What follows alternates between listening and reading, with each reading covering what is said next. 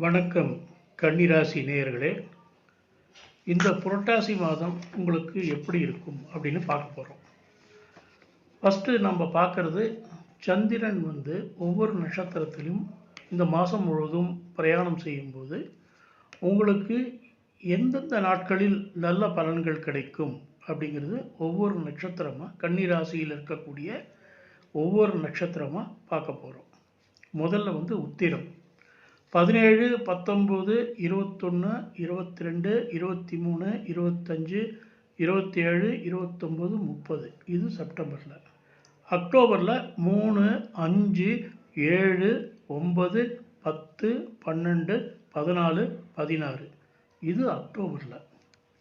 ஹஸ்த நட்சத்திரத்துக்கு 18, 20, 22, 24, 26, 28, 29 இது செப்டம்பரில். அக்டோபரில் 1, 2, 4, 6, 8, 10, 11, 13, 15. அப்புறம் சித்திரை நட்சத்திரத்துக்கு 17, 19, 21, 22, 25, 27, 29 இது செப்டம்பரில். அக்டோபரில் 2, 3, 5, 7, 9, 11, 12, 14, 16 இது அக்டோபரில்.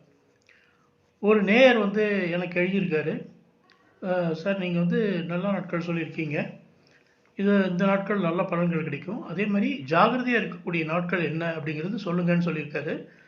இது அடுத்த மாதம் நான் சொல்லும்போது இதையும் சொல்லிவிட்டு ஜாகிரதையாக இருக்க வேண்டிய நாட்களையும் நான் சொல்கிறேன். அந்த நேருக்கு ரொம்ப நன்றி, அவருக்கு என்னுடைய வணக்கங்கள். இப்போ சந்திரனை பார்த்துட்டோம். அடுத்து சூரியன் இந்த மாதம் கன்னிராசிக்கு என்னென்ன நன்மையை தருவார் அப்படிங்கிறது பார்க்க போகிறோம். சூரியன் நம்ம எதுலேயும் அவசரப்படக்கூடாது, அவசரம் வேண்டாம். ஏன்னா நிதானமாக செய்யணும். இந்த மாதம் கொஞ்சம் நிதானமாக செய்யணும். நோய் எதிர்ப்பு சக்தி உடம்புல பெருகும். இது பெரிய நல்ல விஷயம். உடல் பலம் அதிகமாகும். இது சூரியன் கொடுக்கக்கூடிய நல்ல ஒரு டானிக் மாதிரின்னு வச்சுக்கலாமே, நல்ல பலன்.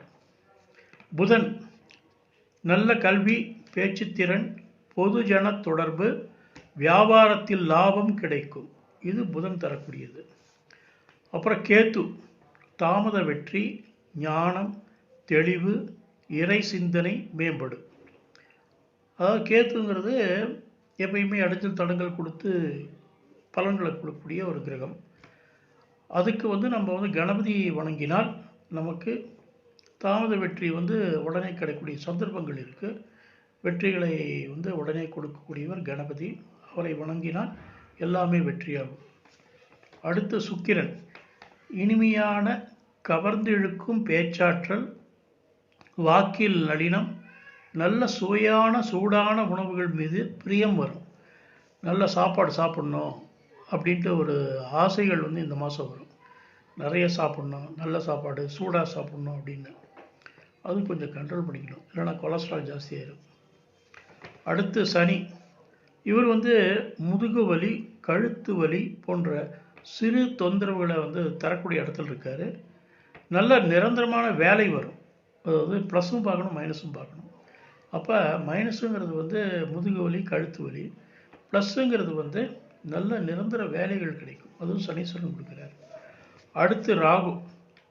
கணவன் மனைவியுடன் சிறு சிறு பிரச்சனைகள், அதாவது சப்தமஸ்தானத்தில் ராகு இருக்கிறதுனால கணவனோ மனைவியோ அவங்களுக்குள்ள சின்ன சின்ன பிரச்சனைகள். அப்புறம் திருமணம் கூடாமை, தடங்கள். இது தடங்கள் வரும், ஆனால் கெடுக்காது, தடங்கள் வரும். துர்க்கையை வணங்கினால் இது சரியாகும். அப்புறம் பார்ட்னருடன் கருத்து வேறுபாடு ஏற்பட்டு மறையும்.